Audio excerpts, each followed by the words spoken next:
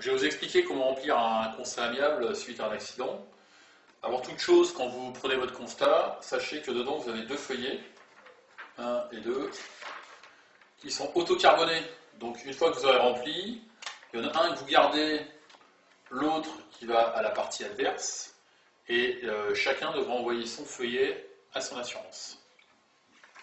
Maintenant, on va voir les différentes parties, comment les remplir. Donc je vais vous montrer comment remplir les différentes cases du constat amiable. Première case, la date de l'accident avec l'heure. La deuxième case, la localisation avec l'adresse exacte.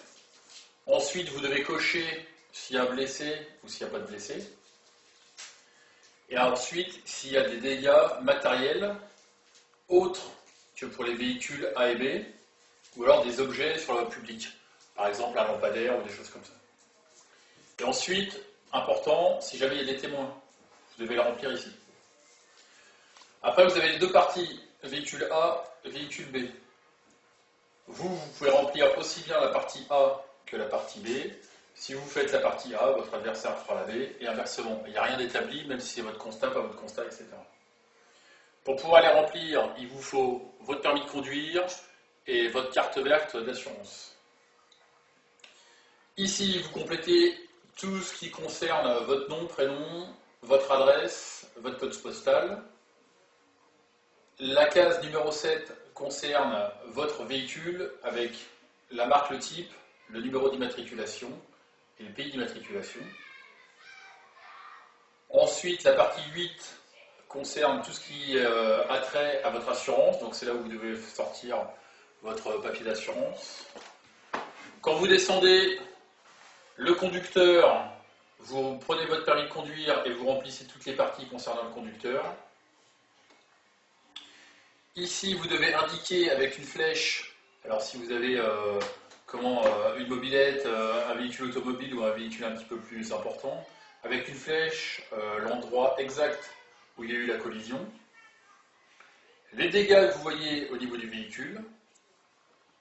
Une fois que vous avez fait ça, vous passez à la partie 12. Cette partie, c'est à peu près la partie la plus importante du constat, puisqu'ici, vous devez mettre des croix en fonction de ce qui vous concerne. Donc on va prendre un exemple, si vous étiez en stationnement ou à l'arrêt, vous mettez une croix. Si vous changez de fil, vous mettez une croix. Une fois que vous avez rempli ce qui vous concernait, ici, dans cette petite case-là, à la fin, vous marquez le nombre total de croix. Il se peut très bien qu'une fois que vous ayez rempli votre constat, vous n'ayez aucune croix. Donc là, vous marquez 0. Ne vous laissez pas influencer éventuellement par la partie adverse.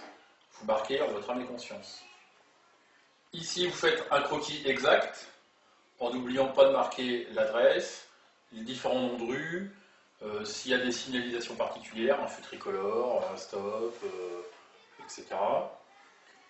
Et ensuite, vos observations. Si jamais vous n'êtes pas d'accord avec ce que marque la partie adverse, vous pouvez le marquer ici, et vous ne signez pas le constat. Si les deux parties sont d'accord, vous pouvez mettre des observations si vous en avez à mettre, et vous signez le constat. Donc voici un exemple de schéma. Vous voyez le véhicule A avec sa petite flèche pour indiquer son sens de direction. Le véhicule B, idem avec la flèche pour indiquer le sens de direction du véhicule. Le point d'impact, vous avez les rues qui sont stipulées et la signalisation routière qui est stipulée. Donc ceci est un exemple de croquis que vous pouvez éventuellement faire lors d'un accident de circulation. Donc une fois que vous avez fini de remplir le constat et que vous avez fait le croquis, que vous avez signé, si vous êtes d'accord ou pas d'accord, vous donnez une partie au tiers, vous en gardez une partie, et ici au dos, vous devez remplir tout ce qui est marqué, c'est pour votre assurance, et ensuite vous leur envoyez ça par courrier.